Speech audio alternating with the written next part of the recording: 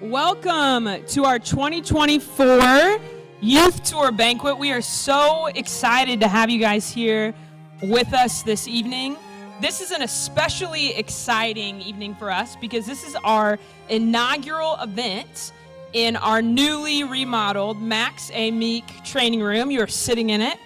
So thanks to the wonderful leadership of the board, we have expanded our building so that when we are done, we will actually have enough room for all the employees that work here, which is a really exciting thing. So we have grown exponentially in the last decade with the addition of OEC Fiber. Thank you all for being here. I am so excited for you to hear from the students we have with us tonight. We have an incredible group of students. All 6 of them have put together presentations and video presentations, which you will get to see here shortly. And because we want to make sure we are being good stewards of your time, I would like to start by introducing our wonderful team to you. So if you are a member of OEC, if you'll stand and just give us a wave. If you have any questions, you can find one of these fine people and we'll get you taken care of.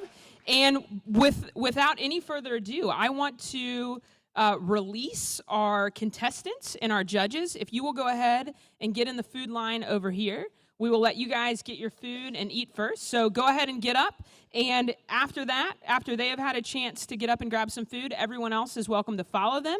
And then we'll be back in about 20 minutes. Thank you.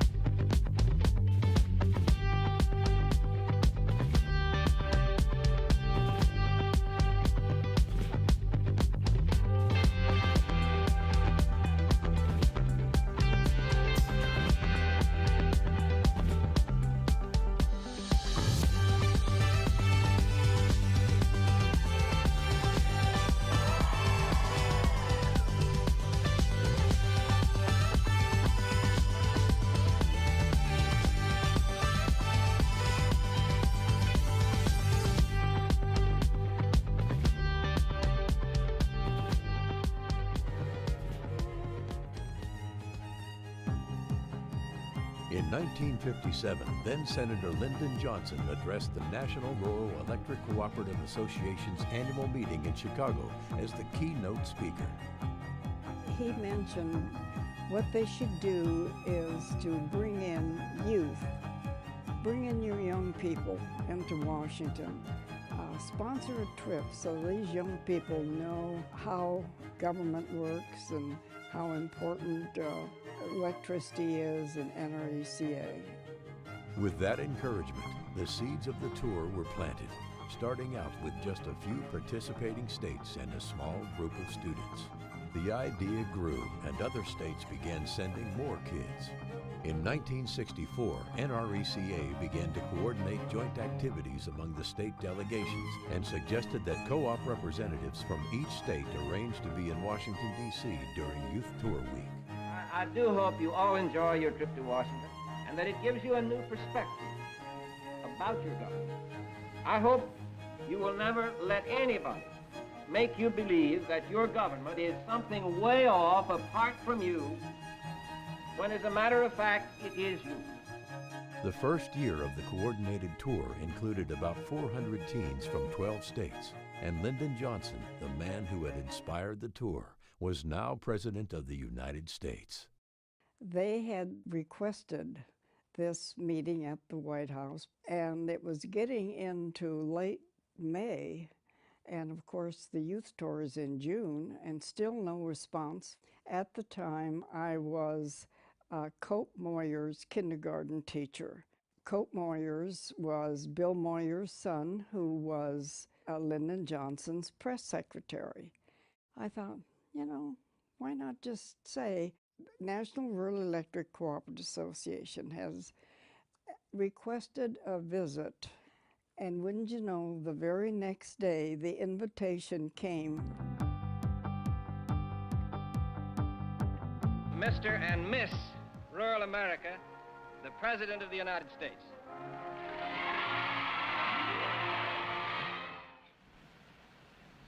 Over the years of my public career, no other domestic activity has been closer to my heart than the program which has lighted the homes and the lives of rural America. I have the highest confidence that you will, by your hands and your hearts, turn on many lights at home and in the world. And so the joint Rural Electric Youth Tour was born. For the next 50 years, cooperatives across the country sponsored their best and brightest youth on a trip to our nation's capital. Together, they toured Washington's monuments and memorials, visited their representatives on Capitol Hill, and saw the roots of American history. They learn about electric co-ops and grassroots political advocacy, and they have fun, dancing, making lifelong friendships, and expanding their horizons. I was looking forward to it, and frankly was excited about meeting other folks from similar backgrounds going on the same trip. There were maybe 50 or so students from Mississippi who were part of the trip with me, but then you have 1,500, 2,000 people from across the United States. And to be with them in the Capitol for the first time, exploring it together for the first time, was an incredible experience to learn not just about the Capitol, but really about America through the eyes of all these other people. While students visit their representatives and the Capitol's historic sites, they learn about the critical role electric cooperatives play in our nation's history and how they can play a part in our nation's future. Being able to go and talk about issues that matter to me with my elected officials was an amazing experience for a 17-year-old girl from rural America. Our young people, especially those in the rural farm areas, are just some of the greatest kids, and they need to be honored and they need to be sent here to learn more about their country. The youth tours do a tremendous job in being able to broaden the horizons of these young people. It is absolutely essential for this nation for youth to have these types of experiences. So I just remember, learning so much about our nation, learning so much about, what we could do as future leaders and about how we could impact, the country. I think that's my main takeaway from the youth tour is that, wow, we're young, but we are growing up in an era where we are being, faced with so much, so much is going on in the world, but it's up to us to step up and be leaders and to make a positive impact on our community and our world. As the Rural Electric Youth Tour enters its next 50 years, NRECA and electric cooperatives across the nation continue to foster the next generation of leaders to carry on a legacy of education and impact. 50 years from now, as we celebrate the 100th anniversary of Youth Tour, the work students start today will carry on throughout their lives to touch millions.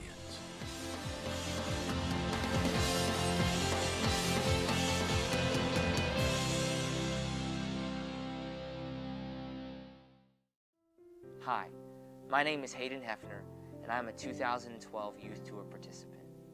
But my relationship with my local cooperative goes back much farther than that. I remember when I was 5 years old, my dad took us to our local Oklahoma Electric Cooperative Shareholders Barbecue. I'd love to say that I understood democratic member control and concern for the community. But at the time, the only thing I really cared about was the free yardsticks that we got, that my brother and I quickly turned into swords and began to fight each other with. But now that I'm older, I begin to look back and see that even then, my local cooperative had concern for the community and had concern for me. So when my mom read about Youth Tour in our local OEC magazine, it didn't surprise me that our cooperative was offering this educational opportunity to me and to others. I remember stepping on that plane and leaving the world I knew behind. I remember being in awe that I was actually in D.C. I remember seeing the weathered stones on the Washington Monument. I remember seeing my state's name at the World War II Memorial. I remember spending time with our sponsor, Jennifer Dempsey, and all the new friends that I made. I remember getting to talk to congressmen like Representative Frank Lucas or Senator James Inhofe. Youth Tour illustrated my local cooperative's concern for the community, and for me in particular. And because of that, it's influenced my future. When it came time to select a major, I wanted to focus on skills that would allow me to work in the nonprofit sector. I chose broadcast and electronic media. This major allows me to combine my love for public speaking and writing through a medium that gives me the opportunity to reach more people in my community. Here at OU, I have a 4.0 GPA. Youth Tour has helped me have confidence in tackling obstacles here in the university setting. But Youth Tour hasn't just influenced me educationally.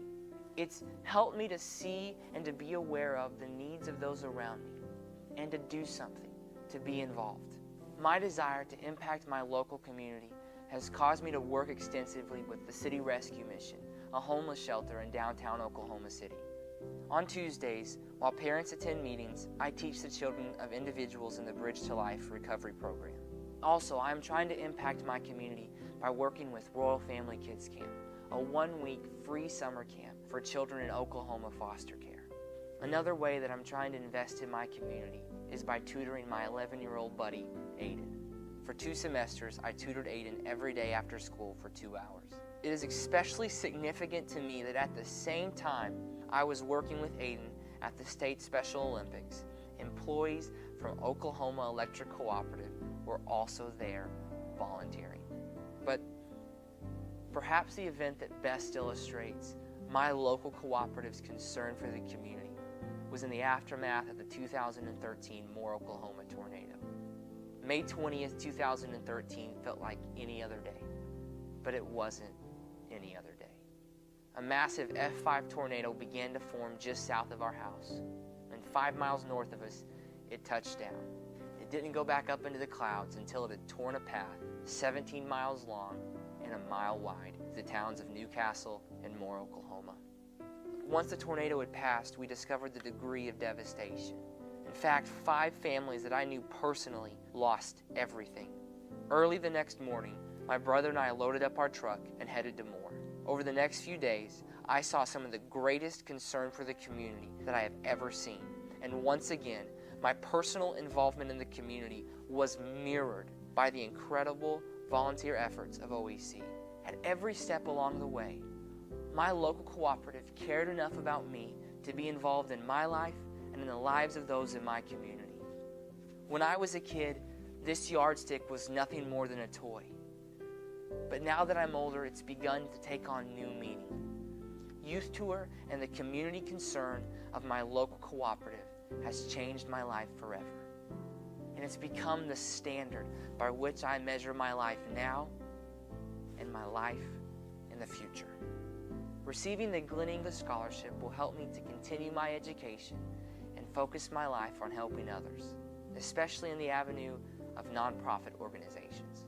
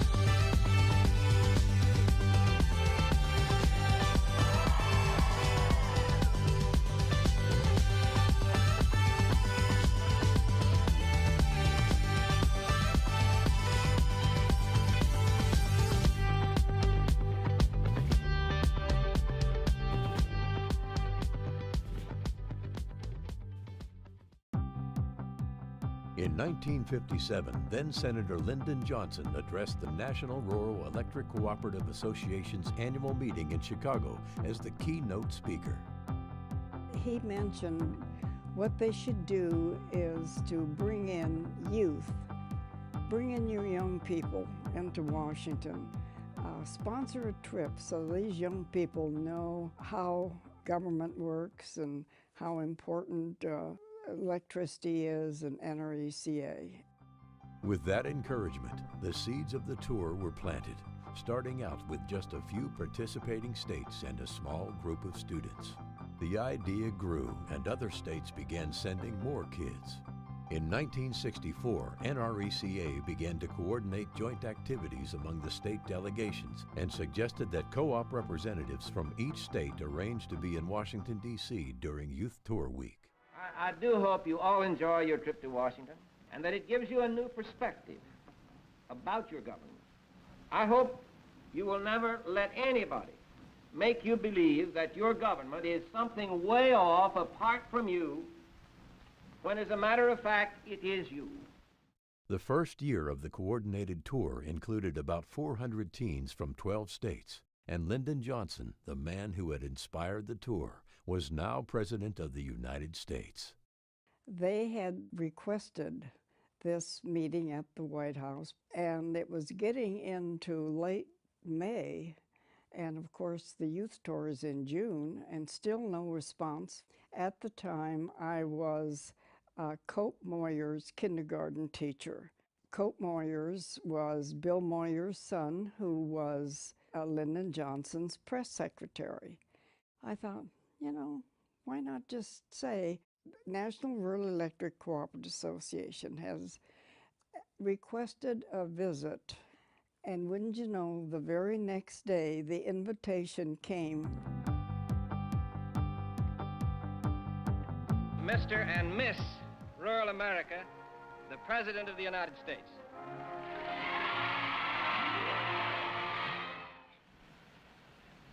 Over the years of my public career, no other domestic activity has been closer to my heart than the program which has lighted the homes and the lives of rural America.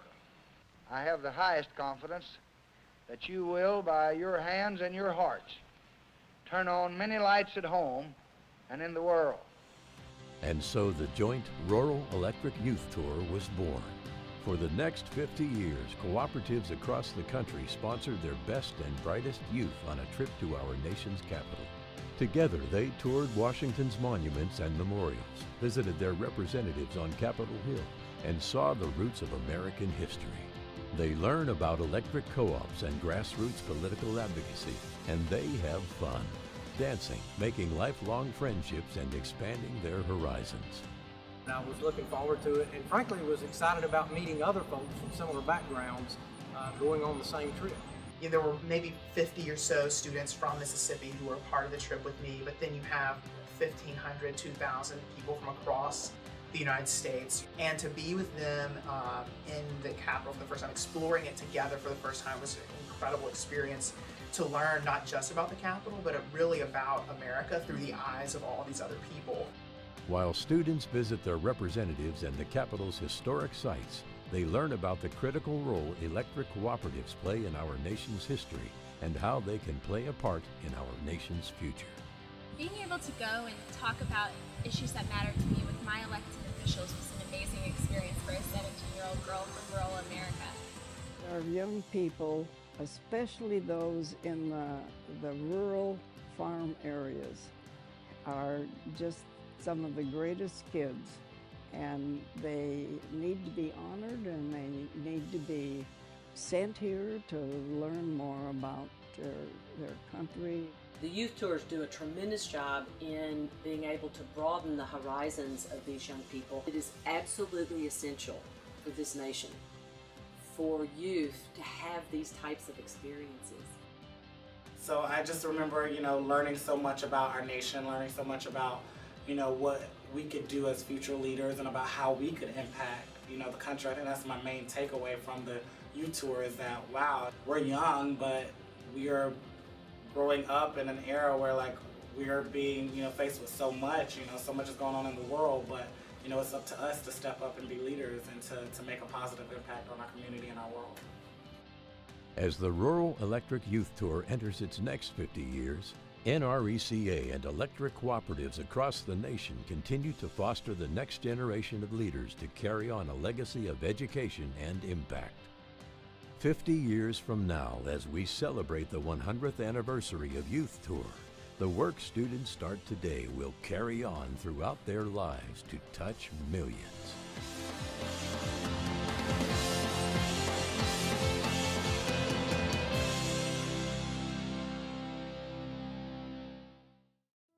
Hi, my name is Hayden Hefner, and I'm a 2012 Youth Tour participant. But my relationship with my local cooperative goes back much farther than that.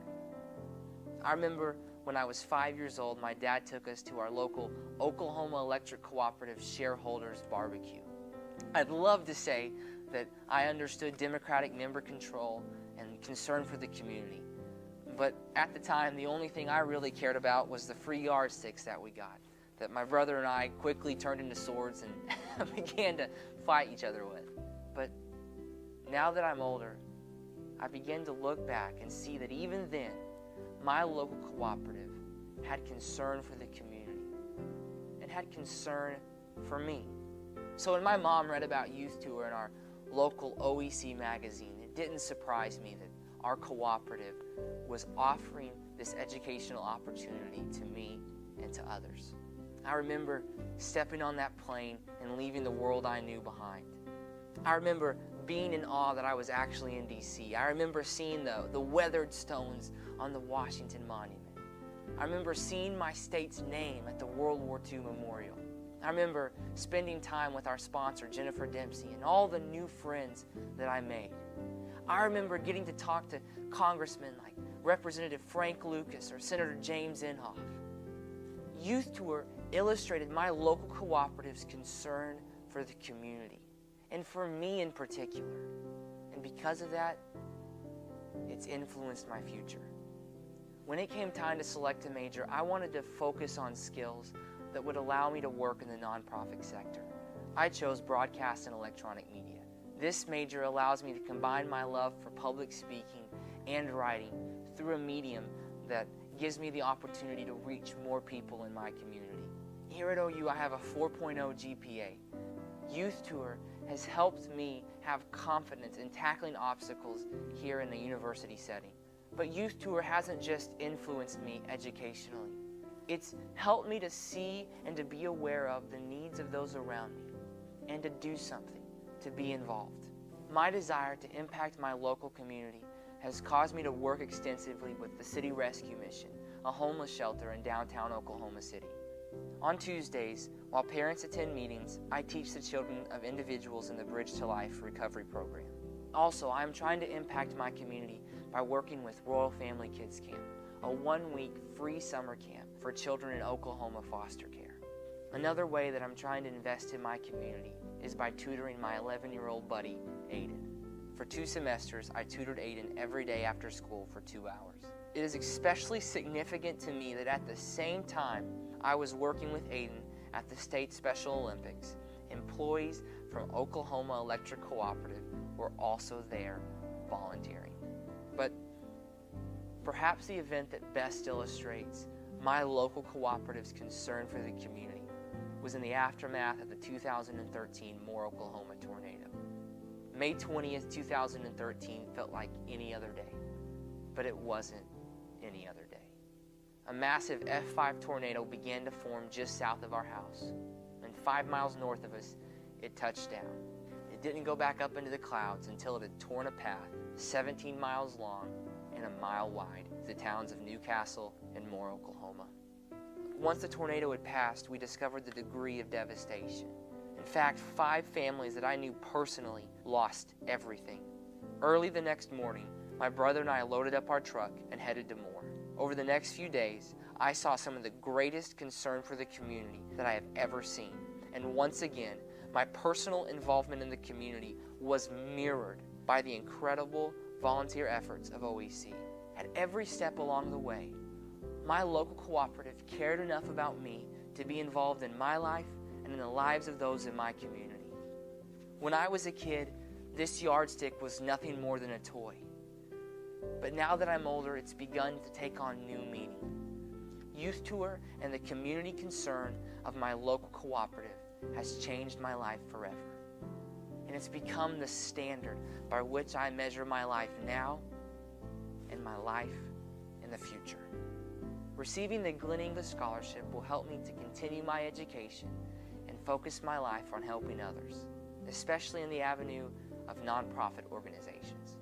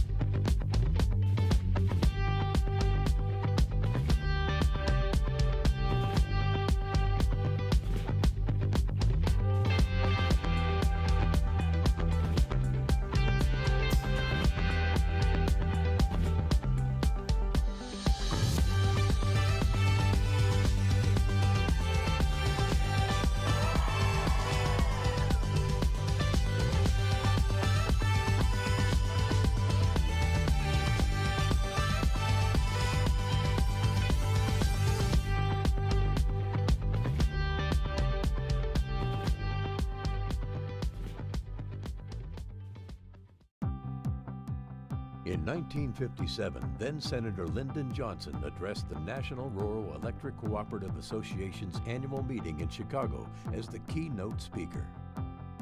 He mentioned what they should do is to bring in youth, bring in your young people into Washington, sponsor a trip so these young people know how government works and how important electricity is and NRECA. With that encouragement, the seeds of the tour were planted, starting out with just a few participating states and a small group of students. The idea grew and other states began sending more kids. In 1964, NRECA began to coordinate joint activities among the state delegations and suggested that co-op representatives from each state arrange to be in Washington, D.C. during Youth Tour Week. I do hope you all enjoy your trip to Washington and that it gives you a new perspective about your government.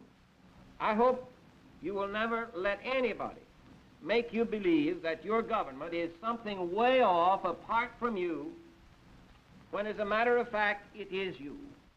The first year of the coordinated tour included about 400 teens from 12 states, and Lyndon Johnson, the man who had inspired the tour, was now President of the United States. They had requested this meeting at the White House, and it was getting into late May, and of course the youth tour is in June, and still no response. At the time, I was Cope Moyer's kindergarten teacher. Cope Moyers was Bill Moyer's son, who was Lyndon Johnson's press secretary. I thought, you know, why not just say National Rural Electric Cooperative Association has requested a visit. And wouldn't you know, the very next day, the invitation came. Mr. and Miss Rural America, the President of the United States.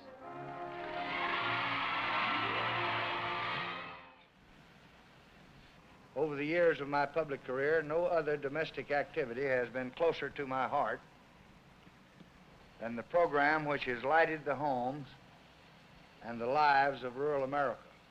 I have the highest confidence that you will, by your hands and your hearts, turn on many lights at home and in the world. And so the joint Rural Electric Youth Tour was born. For the next 50 years, cooperatives across the country sponsored their best and brightest youth on a trip to our nation's capital. Together, they toured Washington's monuments and memorials, visited their representatives on Capitol Hill, and saw the roots of American history. They learn about electric co-ops and grassroots political advocacy, and they have fun, dancing, making lifelong friendships, and expanding their horizons. I was looking forward to it, and frankly was excited about meeting other folks from similar backgrounds going on the same trip. Yeah, there were maybe 50 or so students from Mississippi who were part of the trip with me, but then you have 1,500, 2,000 people from across the United States, and to be with them in the Capitol for the first time, exploring it together for the first time, was an incredible experience to learn not just about the Capitol, but really about America through the eyes of all these other people. While students visit their representatives and the Capitol's historic sites, they learn about the critical role electric cooperatives play in our nation's history and how they can play a part in our nation's future. Being able to go and talk about issues that matter to me with my elected officials was an amazing experience for a 17-year-old girl from rural America. Our young people, especially those in the rural farm areas, are just some of the greatest kids, and they need to be honored, and they need to be sent here to learn more about their country. The youth tours do a tremendous job in being able to broaden the horizons of these young people. It is absolutely essential for this nation for youth to have these types of experiences. So I just remember, you know,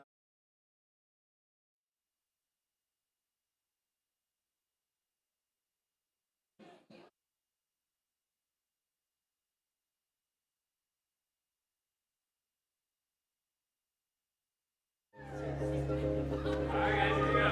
Third time short, right? 2,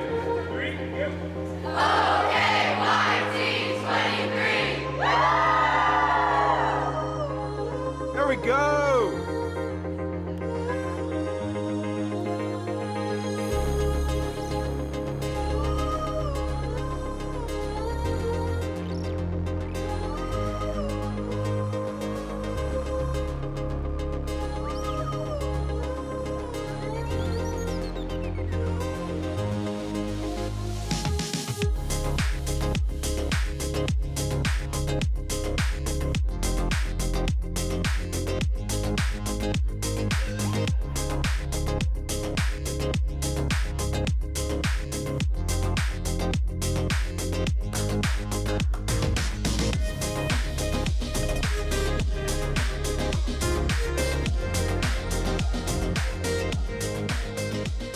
Hi, my name is Emery Butler, and I'm here through Red River Valley Co-op, and I'm from Ringling, Oklahoma.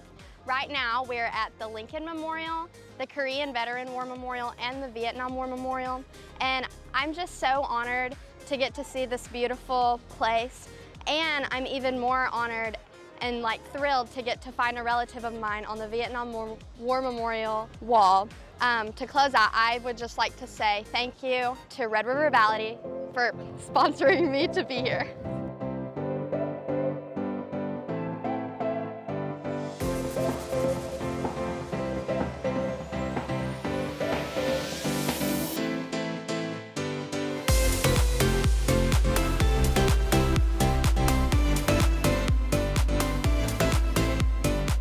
Hello, I'm Brooklyn. And I'm Madison McCoy. And we represent Canadian Valley Electric. This morning we got the amazing opportunity to go and eat breakfast with Senator Mullen, and then after that we went and saw the Library of Congress, which was absolutely beautiful.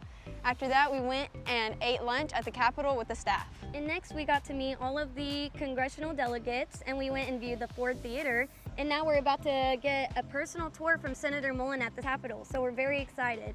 And we want to thank you, Canadian Valley, for this amazing and rewarding experience. Thank you.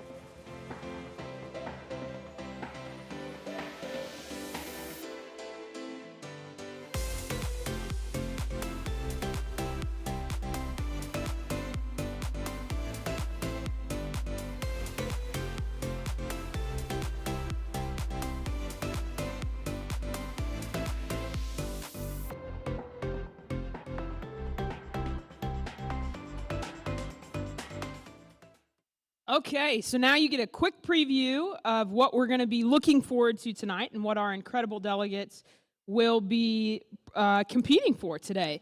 I got this a little bit out of order, so I apologize. We should have prayed before we ate, so Bob corrected me when it was too late, so thank you for that. But Bob Usry, our board member, is going to lead us in a prayer. I did not correct her. I did not correct her. So pray with me, please. Lord, thank you so much for just loving us. I ask tonight that you help each one of these young people. They're the best of the best. Help each one of them to leave here tonight being winners, every one of them. You know what, Lord, there's so much work that was put into tonight with these young people. I know that they worked extremely hard, so I ask, Lord, that you just bless them tonight, each and every one of them, their parents. Thank you for this room full of folks that are just tremendous people. I ask, Lord, that you just bless our food that we just had to nourish our body. We sure love you, Lord. We ask these things in your precious name. Amen. That was for you. Thank you. And if you would all please stand and join me in the Pledge of Allegiance. I pledge allegiance to the flag of the United States of America, to the republic which is one nation, under God, indivisible, liberty and justice. You may be seated. And now I'm going to introduce Patrick Grace, our fearless leader and CEO. He is in his 24th year at OEC and his ninth year as our CEO. So he's going to kick us off. Thank you, Autumn. Quick change on the microphone here. Autumn sees the world a little differently than I do. Well, welcome everybody. As Autumn said, my name is Patrick Grace, the CEO of OEC and OEC Fiber. Really glad and delighted that we're back in this space. It's a wonderful facility. If you see the board of directors, and we'll introduce them at some point tonight, really made an investment in this campus. If anybody saw the construction going on over there, The co-op's growing. We're doing really well, and this space is a space where we can train, do these type of things, and really, really proud that we can be here. I won't speak a whole lot because you really did not come to hear me speak. In fact, Tim's back there. He's gonna be putting the red light, green light stuff, and usually I get the red light right away to kick me off here. But the main thing that I want to get across is that it's just so great for OEC to invest in the youth and to give back and to do this for our communities. And it's always exciting to see. As Adam said, this is my 24th year. It's come a long way. We didn't used to have videos or presentations or props, or we might not even have microphones back when I started, but it's just a real good time. And finally, I know this is Autumn's show. Her and her team, with a lot of help, put this together. We have videography, we have all the sound and all the technology that puts this together. But so I really just like to thank the OEC team, OEC and OEC Fiber team for what they've done.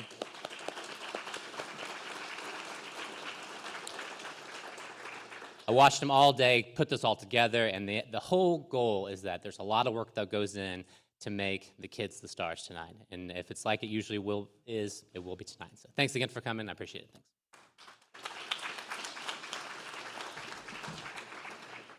It's not lost on me that not only does Patrick see the world from a different perspective, but that most of you just barely see me over this podium.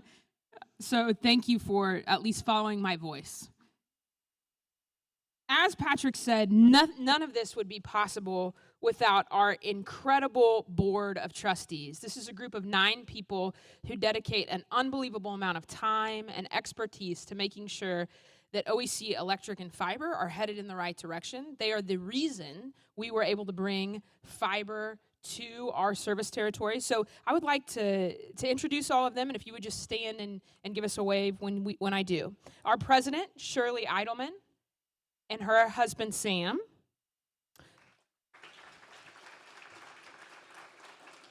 Our vice president, Danny Waters, and his grandchildren, Lily and Michael.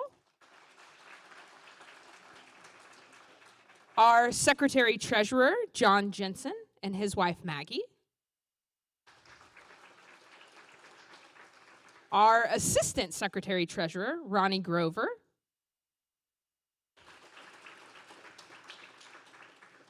We've already heard from Bob Usry and his wife, Ellen.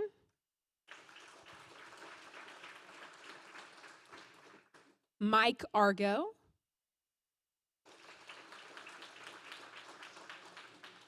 Ronnie Tharp and his wife, Rhonda. Debbie Frazier. And our newest trustee, Danny Drake, his wife, Kayla, and his son, Dakota. Thank you all for your leadership and for this ability. We would also be remiss if we didn't thank the better half of our fearless leader, Kelly Grace, in the back, who's here cheering us on tonight as well.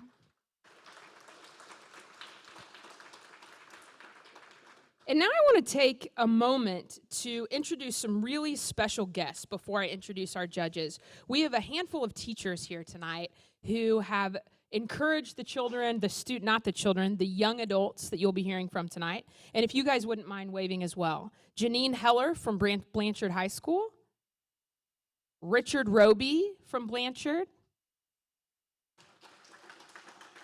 Kira Van Vickel from Blanchard. Jenna Kaufman from Blanchard, and David Fatkin from Moore High School. Thank you all for all you do all day, every day. And we have 3 very special judges. They are tasked with the very difficult job of choosing who our presenters will be for Youth Tour. Our first knows very much what it's like to be in this seat. Lydia Bomboy was a 2017 Youth Tour winner for OEC. She's currently an elementary school teacher with Oklahoma City Public Schools and was recently named the Rookie All-Star Teacher First Quarter Award for her performance in the classroom.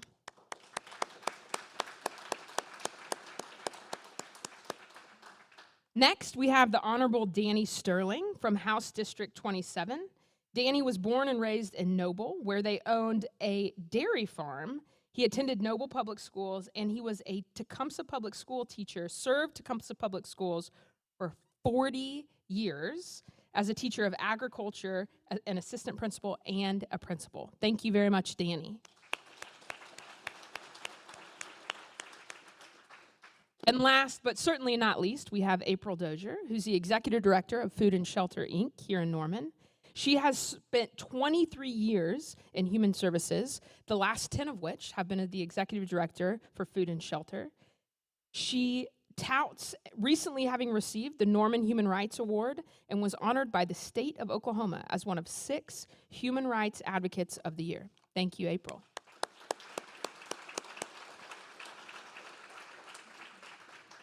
You can read more about our judges in your programs, and if you have not done so already, I ask that you would silence your cell phones so that all of our attention can be on our contestants. I'm going to invite our fearless leader. Patrick gave me a little bit of credit. I deserve none, because Tori Tedder Laughlin is the mastermind behind Youth Tour and has been since basically the dawn of time. And so she is going to explain to us. I had to. It was too easy. The contest and the scoring. I am the oldest one in the department, and they don't let me forget it at all. And I'm confident in my experience and wisdom. On page, what is this? 1, 2, 3, 4. Page 4, you will have a list of the contest outline. These are the rules that the applicants followed to turn in their applications. So we're going to start out, and we're going to imagine, I need this a little bit higher. We're going to imagine that you are given $500 to do something good for the community. What are you going to do? Who is it going to help? How is it going to help them? Why does it matter? Make us care about this. They had to write a proposal for a community project, and those were the questions that they had to ask. And are you a good steward of the money? That's really important as well. They had to make a promotional video promoting their nonprofit, their community event, their project. And then finally, they had to write a letter to a leader. Representative Sterling could probably attest that letters get a lot of attention, especially in this day and age where we send a lot of emails, we do a lot of social media.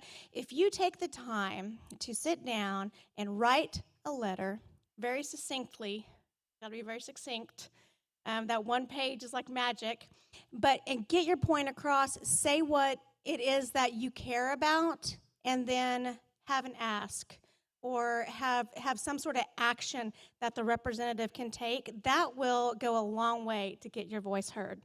And so we learn how to write a letter to a leader and make our points succinct, to the point, and have an action that the representative can follow. So you'll get lots of letters after this, I'm sure.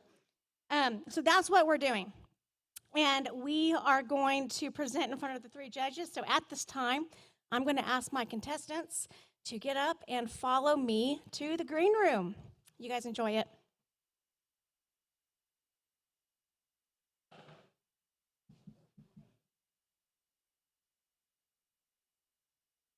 I'm going to sit there. Thank you. If this were an award show, this is when that really annoying music, like or not an award show, but one of those like bachelorette shows where they have like the dun, dun, dun, and then everybody just stares and the suspense mounts. That's why we make them walk out in front of everyone, just to make them a little extra nervous. Not really. So what is going to happen is I will introduce each one of these contestants. I will say their name. I will say the name of their presentation, and then they will own the stage. As Tori said, they will talk for up to 5 minutes. We have people in the back cueing them when they've hit 4 minutes, 4.5, and then 5. And then our judges will each have an opportunity to ask questions. So this is really targeting, we want our students to learn how to think on their feet and how to use a life skill, like presenting to someone who might invest in a company. Before we get started, does anyone have any questions about what to expect this evening? Okay. Tori is no doubt right now giving them a chance to do their power poses If you've never seen a power pose, this is something that psychologically makes you feel braver. Some people will do this before a test. Lydia, I'm sure you remember doing power poses, do you? Some people do them as a bear, some people do them as Superwoman or Superman, but she has them do that for 30 seconds before they come out because it gives them a little bit more courage and energy. All right, Trenton, I think we are ready to dim the lights a little bit.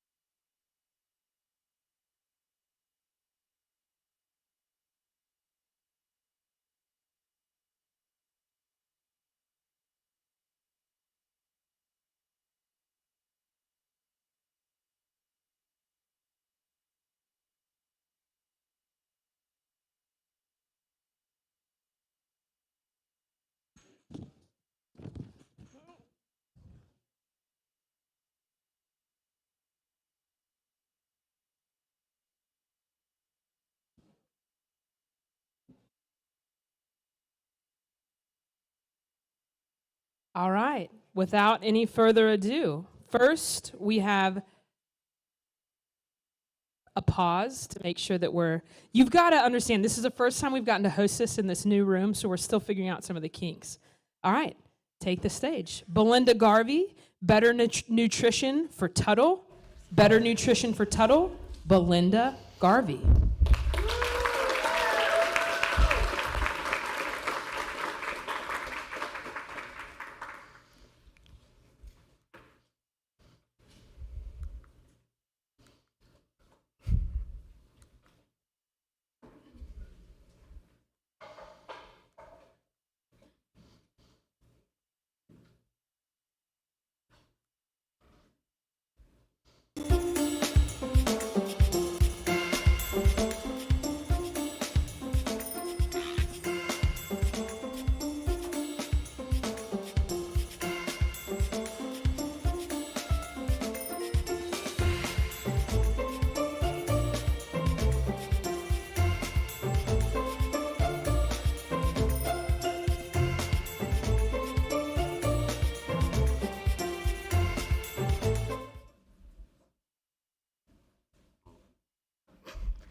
Hello, my name is Belinda Garvey, and my project is called, as you just saw, Better Nutrition for Tuttle.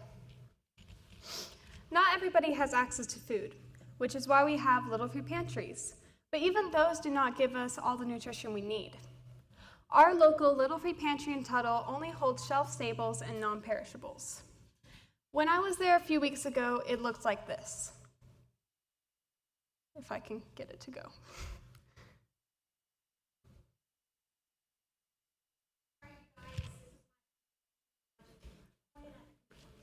Oh, okay. It looked like this. 2 days later, it looked like this. Oh, not like that. Like this. As you can see, this is a very needed resource within our community. I plan to improve on this basic idea by adding a refrigerator so we can offer fruits, vegetables, dairy, protein, and grains. People need these to be successful in their everyday lives, especially children who are still developing. I first became interested in nutrition whenever I developed achalasia 3 years ago. Achalasia is an esophageal disorder where the esophagus becomes paralyzed, and it makes it difficult to get food and liquids through and down to the stomach. Because of this, I lost 30 pounds in 2 months and regained 30 pounds in a month via a feeding tube. This has made it extremely difficult for me to maintain my weight, and I know this is true for many others. Even if they don't have achalasia, it is impossible to maintain a healthy weight without proper nutrition.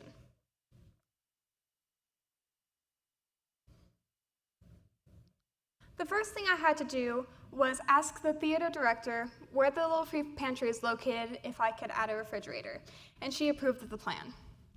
Now I need to find the refrigerator so we can offer the perishable foods. I would first go around town and see if anyone was willing to donate one, but if not, I would host a bake sale as soon as my video to get money to raise one, to get money to raise for it.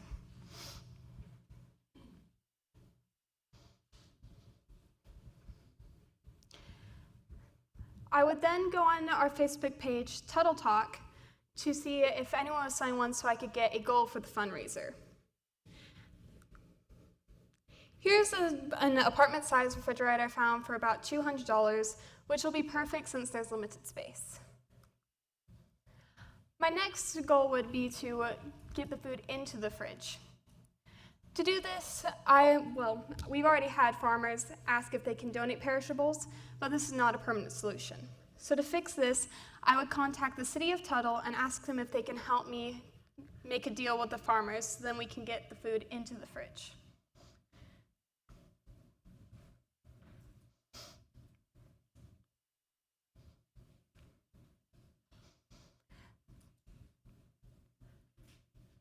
If needed, I would use leftover money from the bake sale to pay for the fresh foods.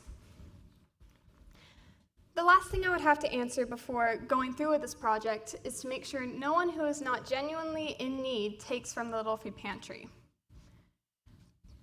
To do this, I would use the help of the volunteers at 4th Street Theater, the theater where it's located, if they can help us make a pickup day with the farmers. I've already asked several volunteers if they would be willing to help, and they have all said yes. But if it came to the case where no one was available, I am happy to help. My goal for this project is to make sure those in need get the proper nutrition our bodies require. As I said earlier, achalasia has, in a strange way, showed me the lack of nutrition in our Little Free Pantry.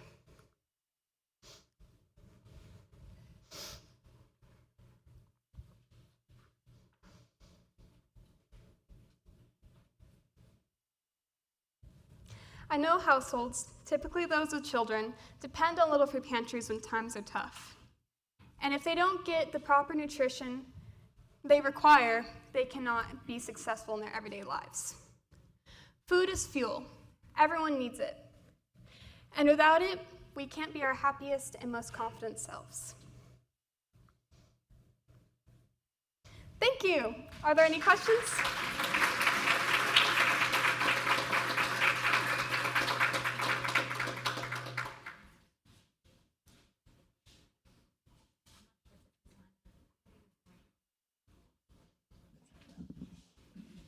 Great job. Thank you so much. My question is just very simple. You're presenting to us to ask for $500. What are you going to do with the money? I would use the money to pay for the fridge. This was if I didn't have $500 originally. Or if it wasn't donated? Yes. So thank you again.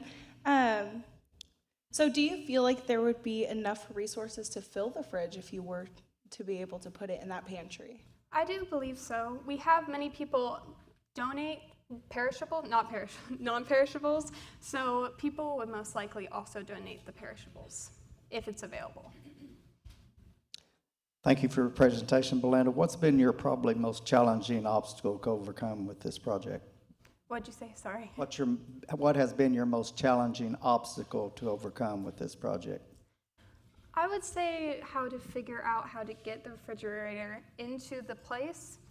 The Little Free Pantry is in an entranceway, but it's still difficult to figure out how we would make it fit there, but there is space. I learned by making sure that the dimension's all right.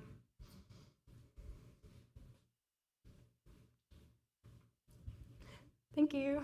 Thank you, Belinda.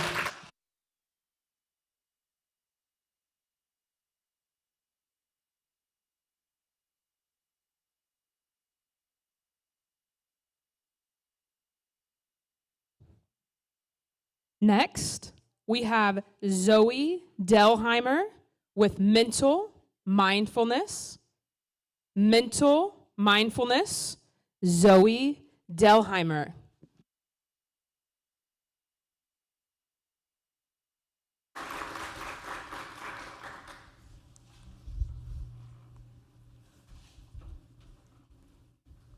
Hello, my name is Zoe Delheimer.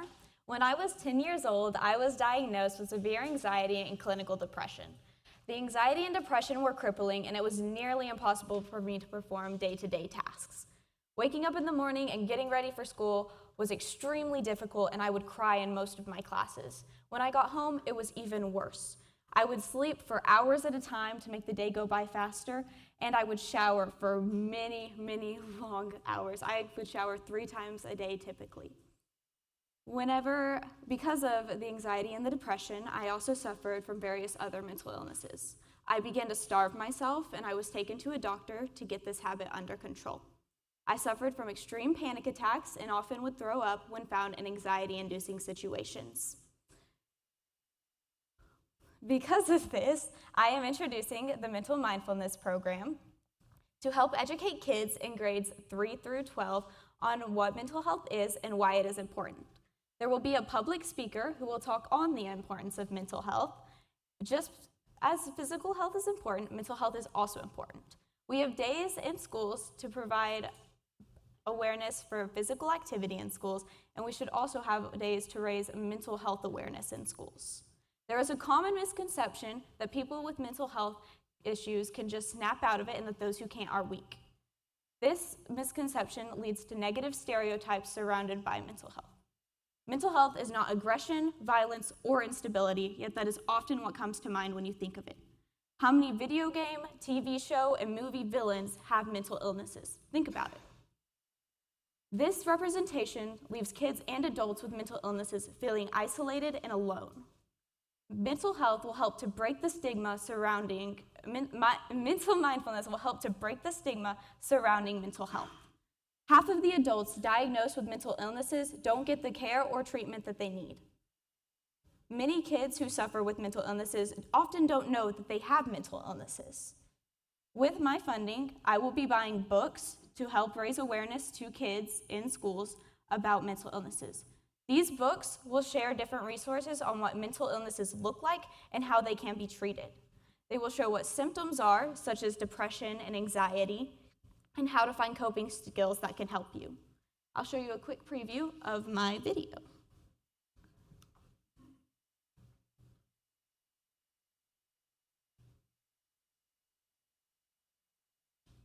What word do youth associate with mental health?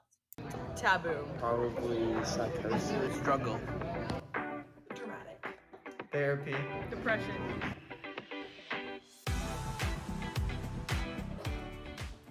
Destigmatizing mental health and sharing resources for youth is becoming increasingly necessary. Mental Mindfulness is a project that is dedicated to help spread mental health awareness in public schools. Through books provided to your school library and a public speaker, resources will be provided for children and teens. Join us in a public school near you during the first week of May to help share the knowledge. What word do you associate? Okay. When I was in 6th grade, I was on a car ride home one day, and I confided in my best friend that I thought I might kill myself. Looking confused and scared, she looked at me and said, "Oh, that's not good." I quickly realized that this was not a normal feeling, and I want to help share that awareness to other kids in schools who are feeling alone and isolated at younger ages. Many people are not taught about the effects of mental illnesses on kids when they are younger. You don't often hear about it until you're older. Mental health is also not just mental illnesses. It's about taking care of you and your mind, making sure that you have good coping skills for things, making sure you're eating healthy to help your mind. This is all very important and is very necessary. Mental mindfulness will help people understand their things. By sharing my story, I hope that I can help provide education to kids and help those who are feeling alone and that are struggling. Thank you for your time.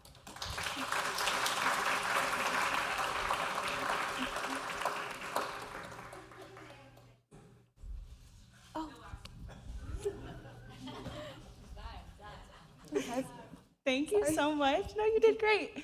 My question was, with the $500, would you start only in your school, or are you hoping to outreach to other public schools in the area? Yes, so with the $500, I plan to start only in my school because we have 3 school buildings, an elementary, an intermediate, a middle school, and a high school.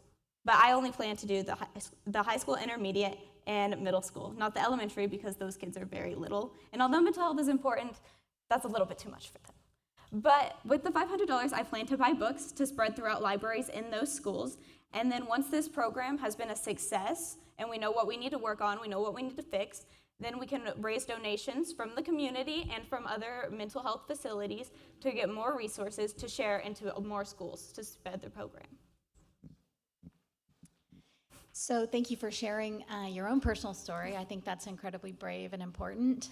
My question to you is, had this program been available in your school as you were struggling with your own mental health, how do you think that your specific situation could have been made better? I think that it would have helped so much. I had no idea that depression or anxiety were even a thing.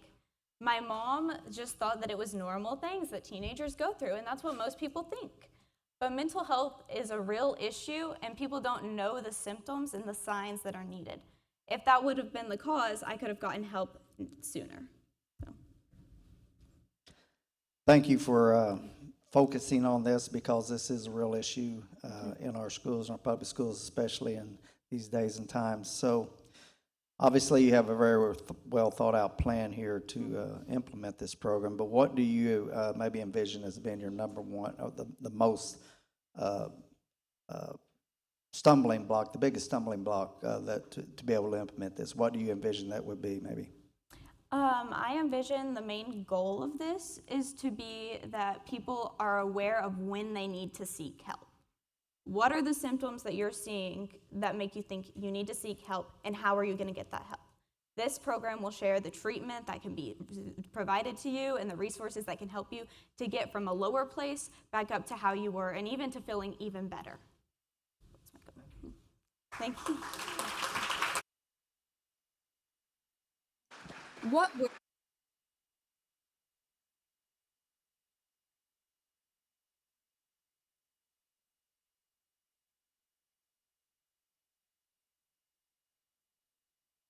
Next, we have Justin Baker, Clothes for All.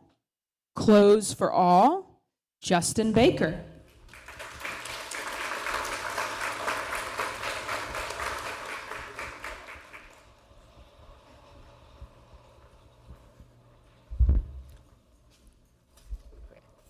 Hi everyone, my name is Justin Baker, and I will be talking about Project Clothes for All. So, just a little agenda. What is Clothes for All? The needs and solutions, our populations that we help, our funds and how we're going to get them, our marketing strategy, our processes, our future plans, and then, so let's start with what is Clothes for All. Project Clothes for All is a community service project that helps homeless people in the Oklahoma City community and surrounding areas. We provide clothing that they might not be able to get otherwise, because whenever they don't have weather-appropriate clothing, they're a lot more susceptible to sicknesses, such as hypothermia, colds, heat exhaustion. And then, so our needs and solutions, our needs are clothing and help from our community. So that would include if you could donate your time, your money, or your clothing. And then our solution would be taking those donations and passing them out. We would do the delivery service, we would do the sorting, all of that. There is about 1,400 people that are homeless in just Oklahoma City alone, and this count was done by Oklahoma City itself. And so this number has risen since the count last year. And it continues to rise a lot because of COVID and how that's affected the economy.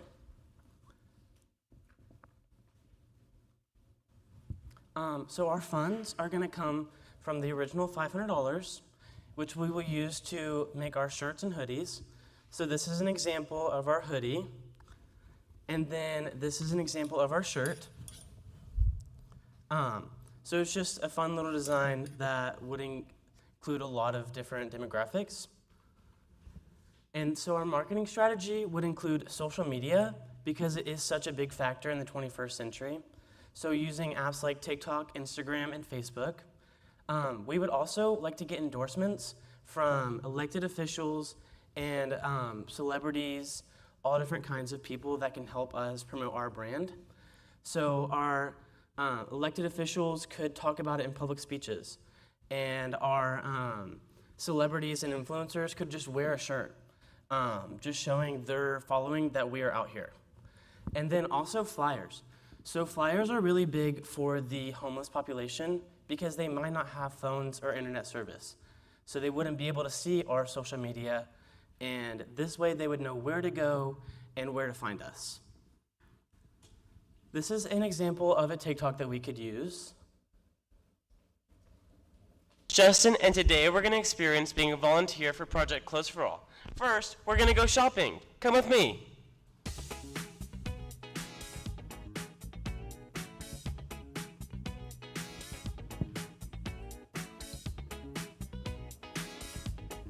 So this is going to be at my local Goodwill. And so this is kind of just an example of where we would get our clothing and where we would send our volunteers to get clothing.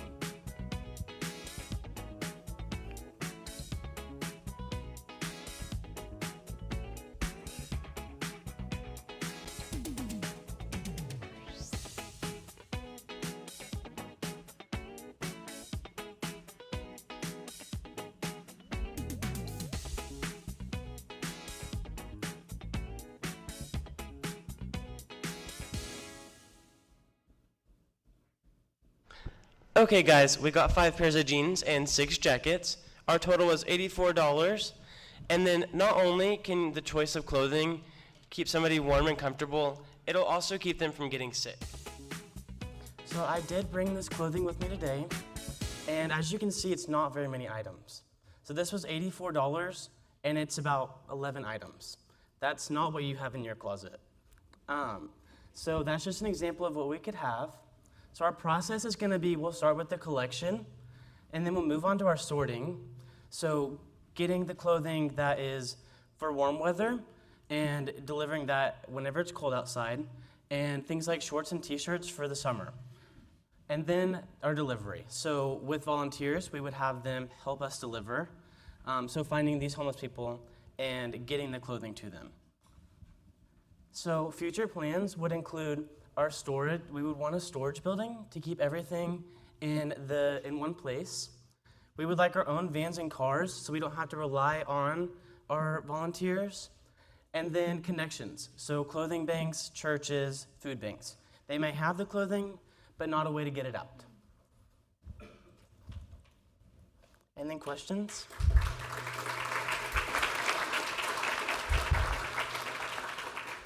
Thank you, Justin, for a very worthy cause, and it definitely is obvious that you have been very much involved, very comprehensive in where you want to start, where you are now, and where you want to end up. And I did get the hint about legislators promoting this. I got you. You connected. This is a question. Yes, absolutely. Hey, this is a question I've actually been asking all the contestants. I want to be consistent there. So.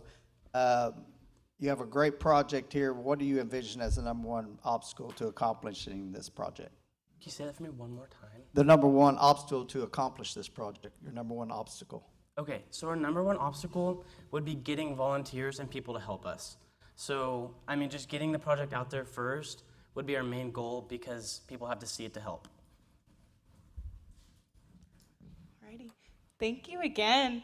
Do you have a specific time frame in mind for how you would hand these clothes out? I know you talked about winter clothes and summer clothes. So would it just be like those 2 time frames that you're handing them out, or would it be a year-long project? It would be like a year-long project, but keeping the clothes weather appropriate. So living in Oklahoma, that's really hard. But so collection would be year-round. Delivery would also be as often as we can. So tell me why this is important to you. Why are you so passionate about this specific project? So I've always been passionate about this because I had the opportunity to always have clothes, And I know that there's people who haven't. And I would like to give them that opportunity and give them that privilege. Because it helps them, and like it's helped me. Thank you.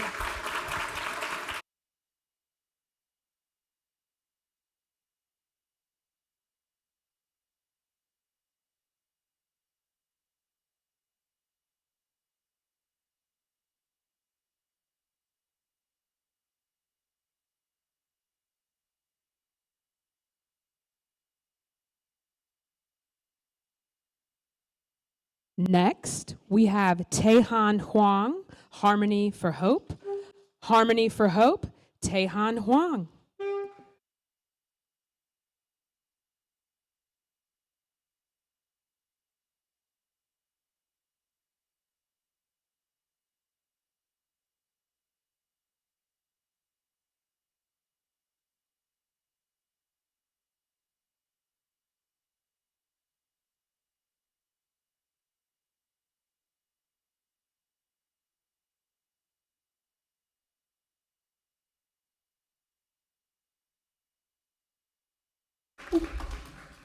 It's on.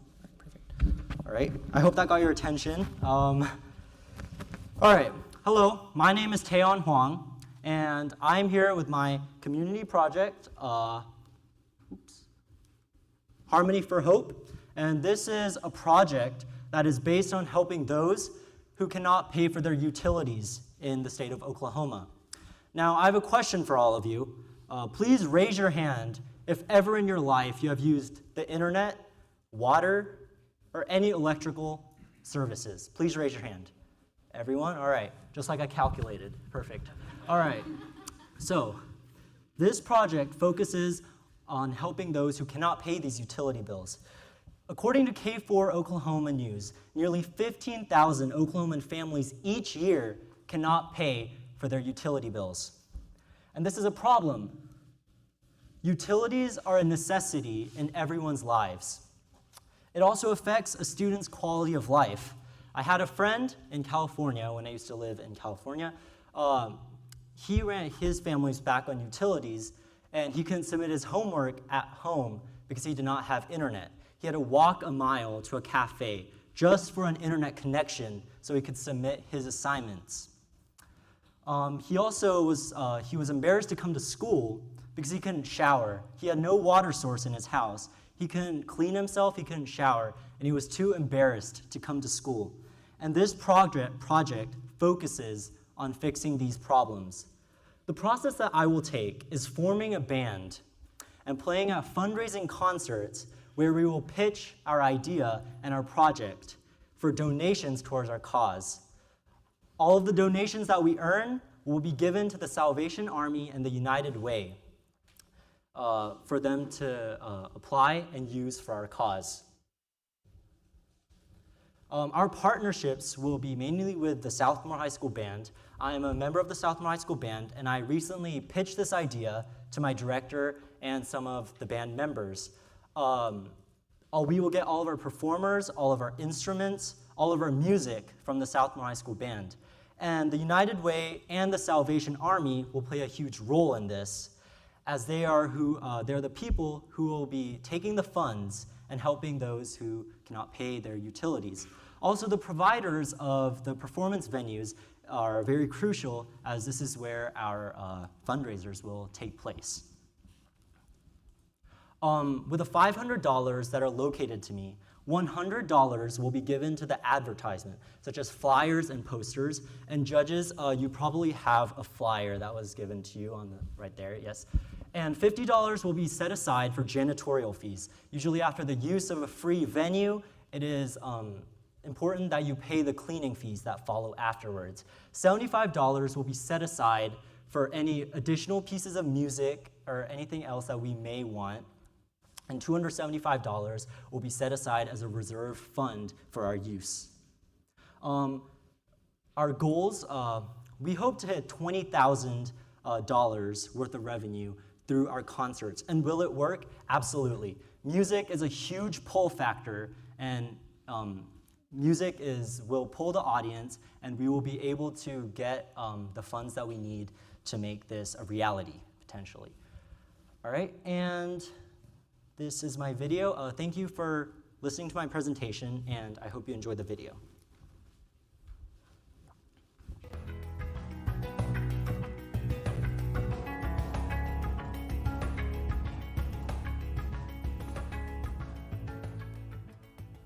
Hello, my name is Taeyeon Hwang, and I'm here with Harmony for Hope, located at Southmore High School.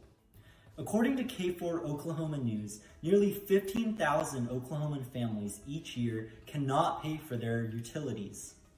Please help us fight this and come join us at one of our fundraising concerts, which will be hosted by the Harmony for Hope band. You will have the opportunity to donate to our cause and help these people. Thank you, and I hope to see you there.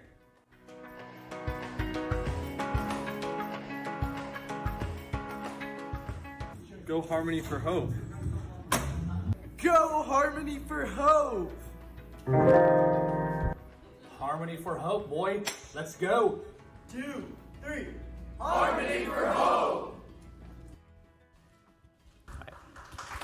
Thank you. With these donations and with the help of the Salvation and the United Way, we hope to help the people who cannot pay for the utilities, such as my friend and those who have to go home to a dark house with no water or light. Thank you.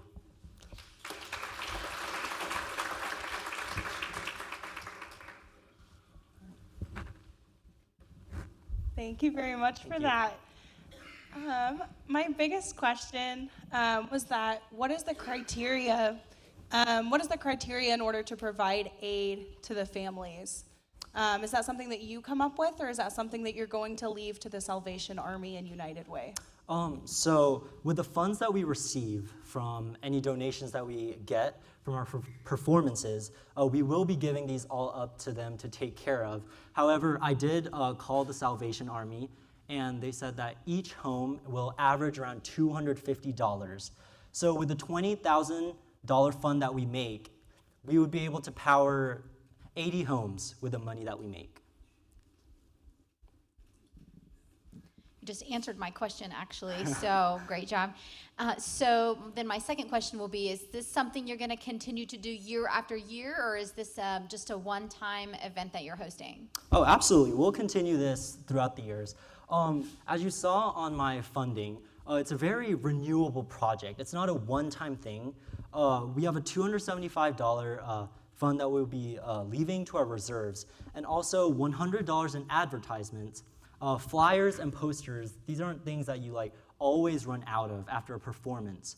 So not all of these funds won't be being used. So it's a very renewable project that we can continue through the years, and it's not just a one-time thing. And we can also incorporate other band programs throughout the state to help us grow this project across the entire state, which in that case, $20,000 will be no problem. Our goal would reach 100,000, 200,000. We would be able to grow this through the years, absolutely.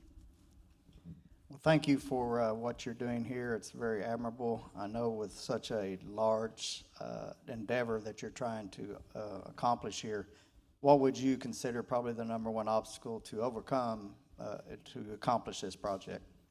I would definitely say that it's stigma at school. Definitely, it really relies upon the performers that we need to recruit in order to do this project.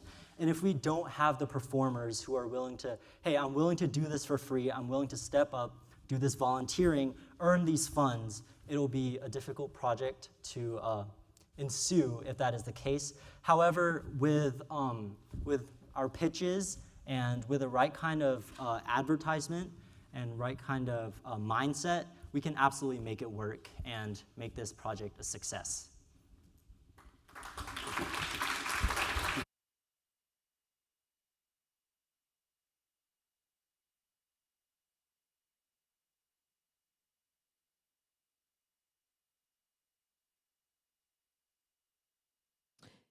Up next, we have Mackenzie Stone, Birthday Box. Birthday Box, Mackenzie Stone. That one, right?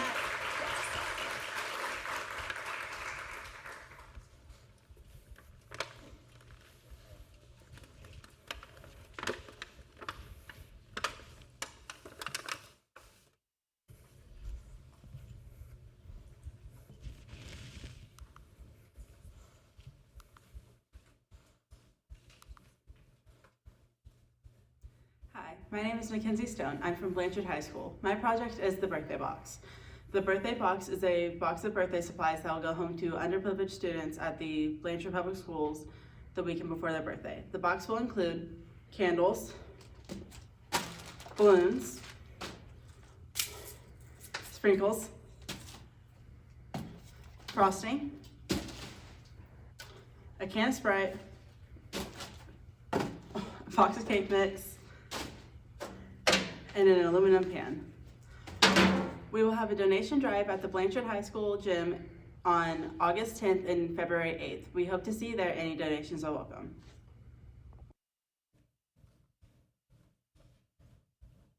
Hi, my name is Mackenzie Stone. My project is the birthday box. The birthday box is a box of birthday cake supplies and balloons that will go home to children in need at the Blanchard Elementary and Intermediate Schools. This project will go along with the backpack program from the Regional Food Bank. The Regional Food Bank Backpack Program is a program that sends home sack lunches to students over the weekend that are in need. The boxes will be sent home the weekend before their birthday so that they have the ability to have the cake ready for on their birthday. What's in a birthday box? The birthday box includes cake mix, candles, balloons, frosting, sprinkles, an instruction card, an aluminum pan, and a can of Sprite.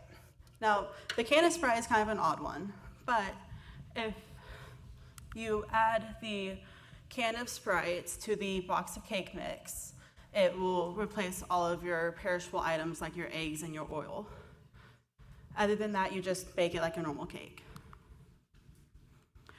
We will have a donation drive on August 10th and February 8th from 11 a.m. to 2 p.m. in the Blanchard High School gym. All donations are welcome, and it will be hosted by our student organizations like National Honor Society, Family Career Community Leaders of America, and Student Council. To get the word out, we will make posters for our assembly and our donation drive. We will put up the posters around our town and our schools to make sure everybody knows when they are. We will post it on social media to make sure that it's more public. We'll put it in the announcements at the high school so that the students know when and where they need to meet and for everything like that. To assemble the boxes, we will meet on every Tuesday, or each first Tuesday of the month, and it will be the students and the organizations that I listed before that will put them together. I will talk to our counselors and get the number of boxes that we need for each month. I will then deliver the complete boxes to the schools that they are supposed to go to. There is an estimated number of about 50 students that will receive birthday boxes. Our high school and middle school do not yet participate in the backpack program, so if they do, we will add them into this program, but for right now, they are not included in that. This project is important to me because of my childhood birthdays. My birthdays were always such a big deal, and I remember it was so much fun to bring cake to the school and see everybody get excited that you brought cake. It is important to my community because we are a Title I school, meaning that we have a bunch of students and families that struggle to make ends meet as it is, so this is just something that will give them an extra little budget for the birthday. Thank you.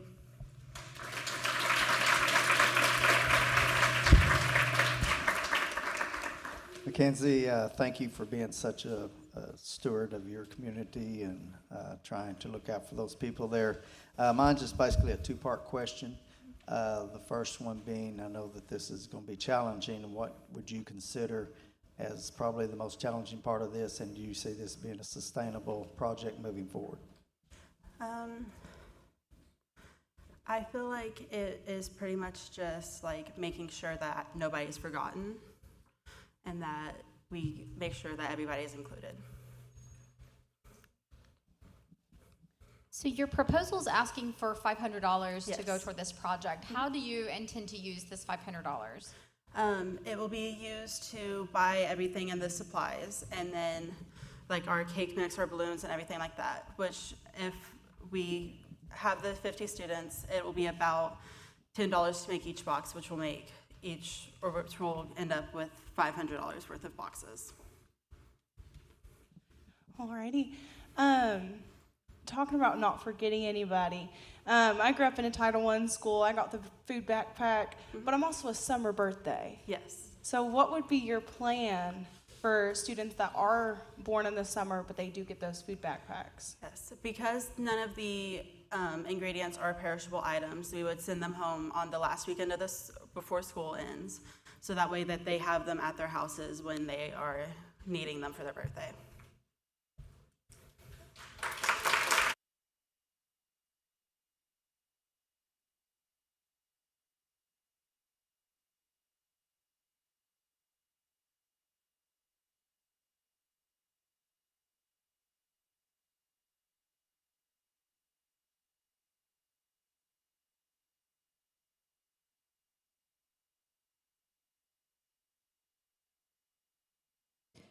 Last but certainly not least, we have Zoe Dunkelberger with the Women's Collective.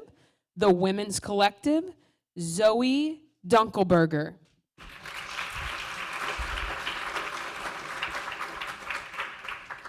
Hi everybody, I'm really excited to be here tonight, and I'm very excited to introduce to you the Women's Collective. A little bit about our project is we'll be inspiring women to move up in the workforce or re-enter through clothing. We want to provide women inexpensive clothing options coming from situations that limit their life. We'll be a pop-up shop in the South Oklahoma City and Moore area, and we'll be a clothing outlet. Some of our objectives that we wanted to sort through is who we'll be targeting. We'll go through our plan of action and how we'll follow through with this. Our target audience is women receiving DHS assistance, previously incarcerated women, and those who also go to food pantries. We wanted to target this group of people due to the lack of flexibility in their lives going through the workforce. We wanted to allow them to get inexpensive clothing options so that way they can move up. We will be reaching out to these women through their food pantries and any places that they visit. This statistic is from a website, and it's 39.2% of women who are from state prisons that are unemployed. 15% of the group is currently looking for a job. However, 24.2% is not. And this is really hard for women to go out and feel denied in a job due to their lack of abilities or their lack of resources. So we wanted to eliminate one obstacle in their journey to move up. Some of the steps we'll be taking is how we'll obtain our clothing options. We want to reach out to local business owners. We will be minimizing our costs by purchasing our equipment at the lowest price possible. And lastly, how we'll get our word out is through the social media platforms and through flyers in the community. Our clothing, like I said, will be obtained from local business owners. It'll be obtained from boutiques, and we'll ask them for their overstock or unsold inventory at the end of a season. We'll also be accepting any donations from women, and we'll set those on a gently used rack so that way women are aware that they have been used. Our clothing will be priced at $1 to $2, and this is because we want to get money back so that we can continue our project in the future and that this can keep going. Here's some of our expenses that I have listed, and at the bottom of the screen you see we have come out to a total of $422. We have chose the cheapest options that we could find so that way we can be cost efficient with our money and save it if we have a problem later.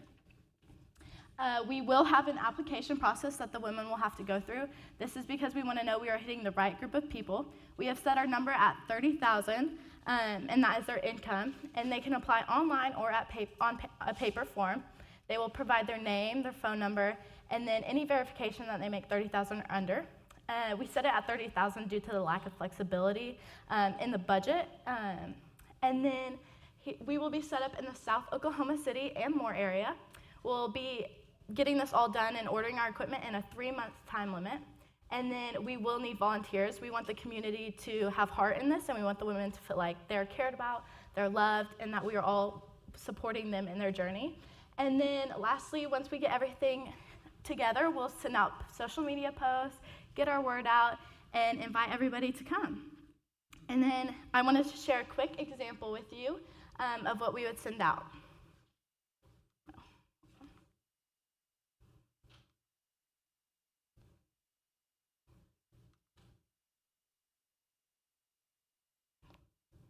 My name is Zoe Dunkelberger, and I'm so excited to introduce the Women's Collective. I was inspired to create this project because I want all women to feel capable and equipped to go into the workforce.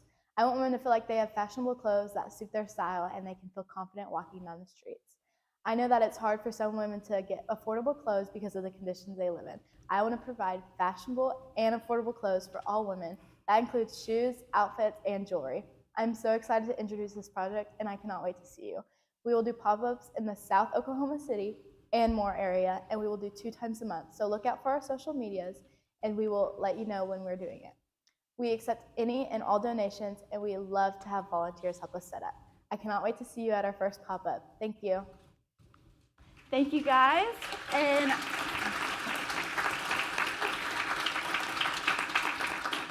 I am now open for questions. Thanks. Thank you. So I know from professional experience that a lot of women, particularly those coming out of jail or that have not been in the workforce and need this opportunity, coming up with $2 or $3 or even $5 can seem insurmountable. So do you have you put any thought into how you'll be able to help women who literally cannot even come up with $5? I have not, but I would love to come up with an option to help those women and provide for them. I think having volunteers with us who would be willing to do this would be a great option to give those women clothes for free who cannot come up with $1 or $2 to get these professional outfits. Zoe, it's obvious you have a passion for this, Thanks. and it's very detailed, very thorough, and I know it's going to be a very daunting project, but it's a very worthwhile one. I know that in your letter you addressed that to Senator Weaver, so with myself being a legislator, besides the plan that you have in place here, what would you envision that we could do from the legislative standpoint to assist you? I would love to partner with legislation to use indoor facilities, also to send the word out through the news or anything like that. Thank you. I Thanks. know that you said in your presentation that you really just wanted women to be able to feel comfortable, but really, what really sparked that interest for you that really made you want to do this project? Yeah. I love to see women who feel like they can own themselves. I feel like when you put it on an outfit and you feel like you look terrible in it, but you get compliments because you walk in confidence in it. I want women to feel like that when they're going into a job interview. I want them to feel like they look good, so they feel good. So, thanks.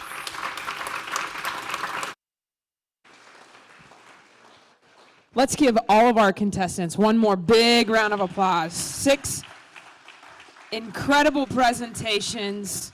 I'm always so amazed at the creativity of these students. I know you have been sitting, you have first of all, a very difficult job, judges. And you are now dismissed to go into the boardroom for deliberation.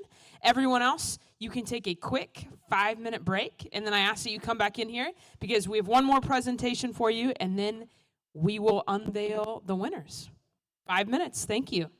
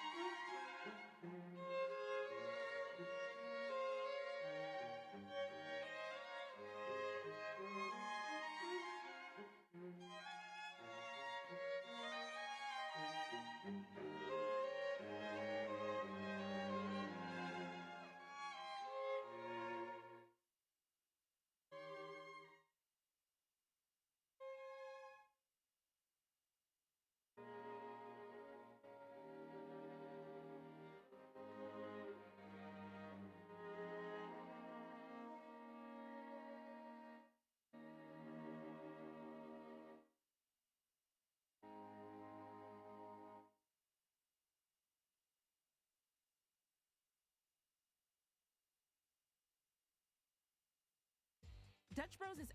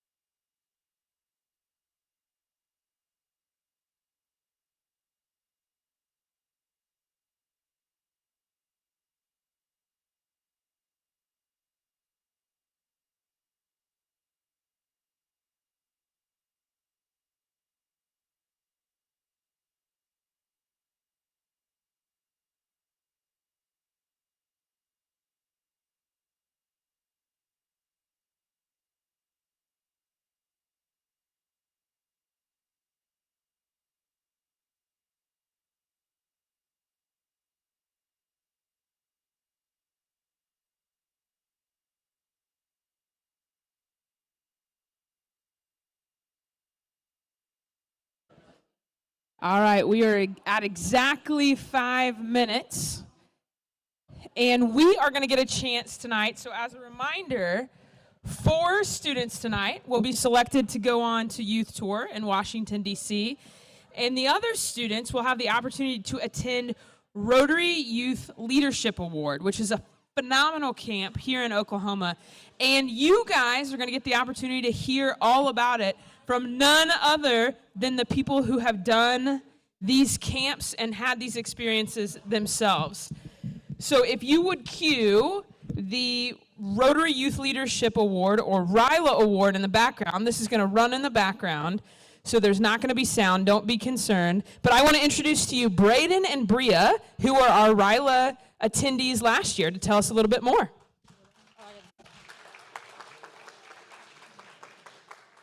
Hi, I'm Bria. I'm not Braden. That's Braden. And two of you students will be selected to go to RYLA this year. And let me tell you, it is a blast.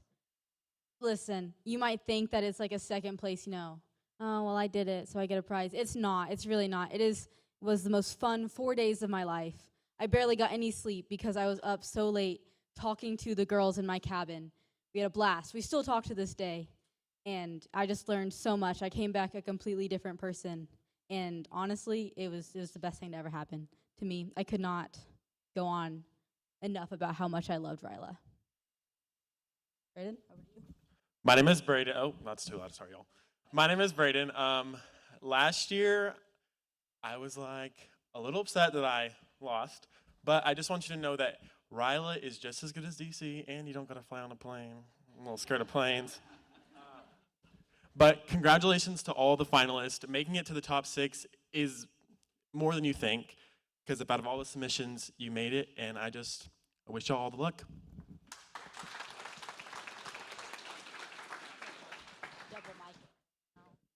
Double mic.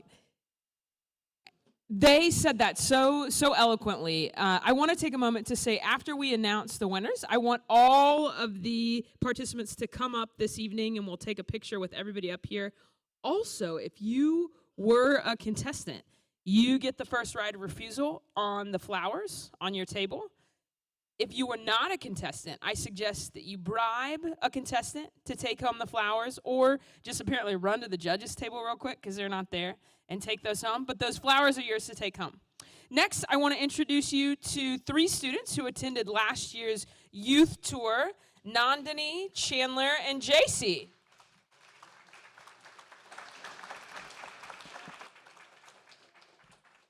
And you have to fight over 2 microphones, so no pressure.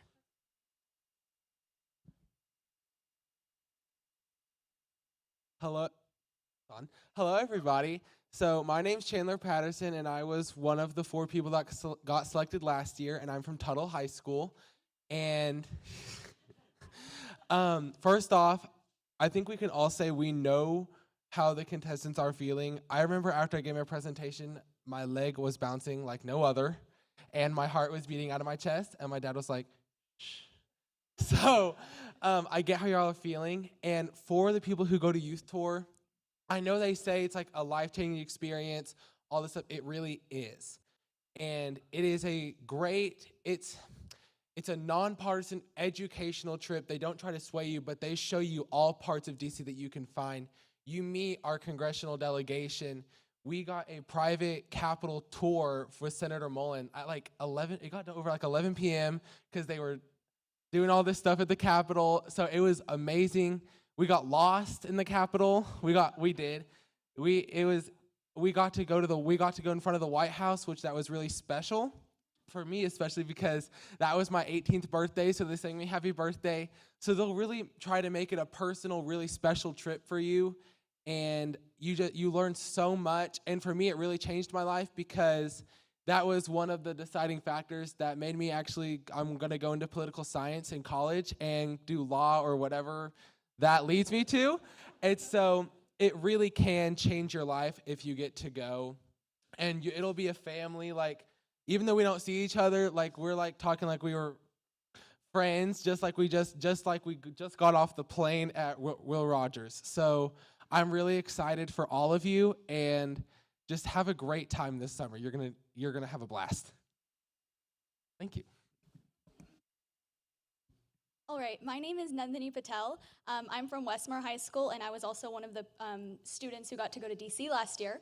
I would say my favorite part about the youth tour experience was that it's not the perspective of tourist. It's a completely different perspective. You get a inside, like, BTS, behind the scenes view of the things that go on in the Capitol and how DC functions and everything like that. Like Chandler said, one of our favorite parts was getting to see the Capitol from Senator Mullen's perspective, right? So the January 6th Capitol insurrections had just happened, and he got to give us inside perspective about what was happening on that day, where he was, all of those things. And that's just such a surreal experience. Beyond the Capitol tour, there were so many other things that made this such a surreal experience. We got to sit in the pews that George Washington went to church. We got to see former Justice Ruth Bader Ginsburg's resting place. We got to do so many amazing things that really stick with you forever. And the next thing I want to talk about is how OEC and the youth tour experience is still affecting us all today. OEC offers scholarships for people, and the youth tour experience OAC offers scholarships for specifically the people that made Youth Tour, right? And so I'm personally entered in the Youth Ambassador Leadership Scholarship right now, and I think a couple of us, I don't know exactly. We all are, yeah. So we're all entered in a running to, I think, is it $5,000? Yeah. And so it's a chance to win $5,000 and help us fund our college. And so OEC in the Youth Tour experience continues to affect you even after Youth Tour is over. And that being said, the people that you make friends with over there are for a lifetime, right?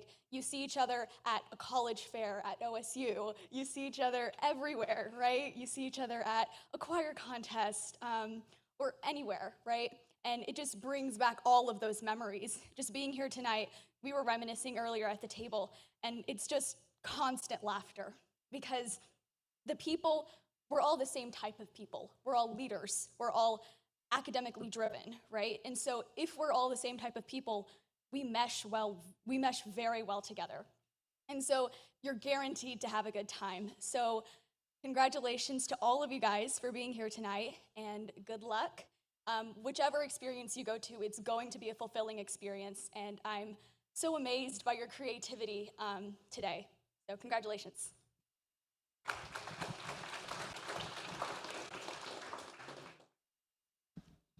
Okay, hi guys, my name is JC Sherman and I'm from Blanchard High School. And I just want to say congrats to Kinsey and Zoe for both being here. Congrats to all of you, but specifically my people.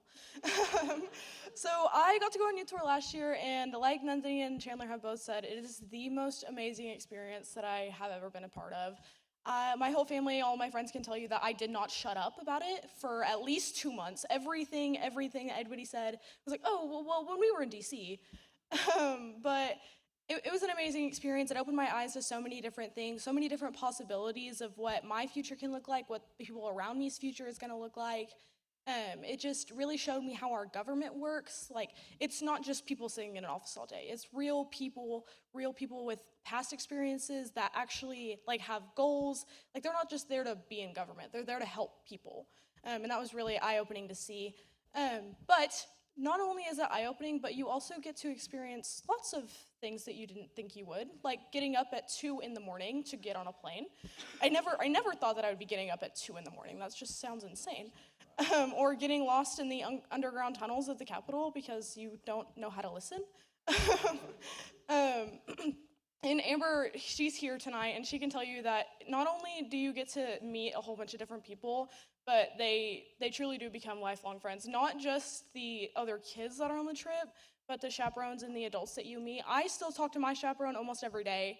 But yeah, it truly is the most life-changing experience that you'll be a part of. And no matter what experience you get to go to, it's still a win. Like, I'm proud of each and every one of you for being a finalist tonight, and all of your projects were amazingly creative. We were all sitting back there just in awe of how smart all of you are. But yeah, congratulations to all of you, and I wish you all the best.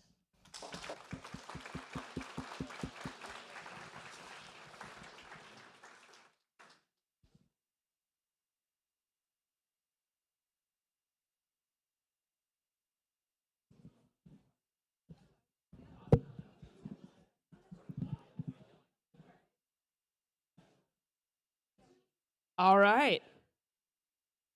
The moment you've all been waiting for. But before we do that, I wanted to take a quick moment. None of this would have been possible without Tori Tedder-Laughlin, who's standing behind me. Tori is in her 18th year here at OEC. This is her 10th youth tour, I believe.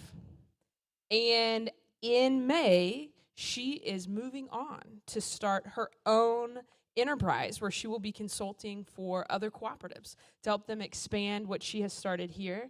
And so I want to take a moment to thank you for everything you've done with Youth Tour, with the youth programs. Quick back of the napkin math says that just in the 10 years you've been here, you have coached and trained at least 80 students to be here at Youth Tour. I can't even imagine the number of applications you've read, at least triple that. But she's truly a servant, and I would love to give her a round of applause and a big thank you.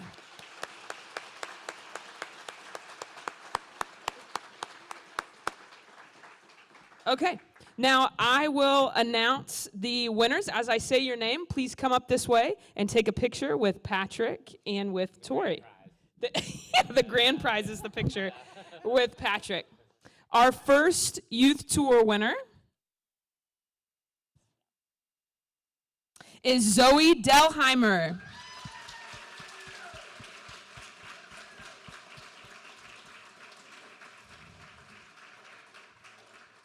Make sure you look at Joe Marie and smile. Okay. Our next youth tour winner is Justin Baker.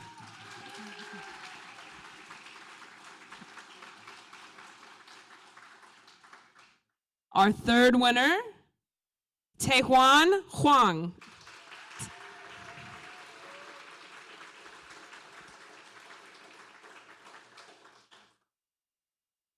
And our final youth tour winner this evening is Zoe Dunkelberger. Congratulations as well to all of our contestants. If all the contestants will please come forward, we will take pictures. Tori wants to be in this picture as well. If all the contestants will please come forward, remember to take home the flowers on your table or to arm wrestle somebody for them. Thank you all for being here. Have a safe travels home. And congratulations to all of our contestants. Thank you very much.